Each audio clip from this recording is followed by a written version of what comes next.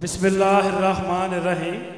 किबला इफ्तिखार रिजवी साहब जी बिस्मिल्लाह जनाब। मैं एक ऐलान नहीं करने वाला हूँ बल्कि मैं दो ऐलान कर रहा हूँ। वाह वाह वाह वाह वाह वाह वाह। मेरी तरफ से और मेरे वालिद मलक अशरफ अमान की तरफ से एक उम्रे का टिकट एक मर्द को दिया जाएगा और मेरी वालदा की तरफ से गुलाम फातिमा बिनते अली मोहम्मद की तरफ से जो बंदा जाएगा उसके साथ उसकी बीवी भी जाएगी इंशाअल्लाह। वाह वाह वाह वाह वाह वाह वाह वाह वाह।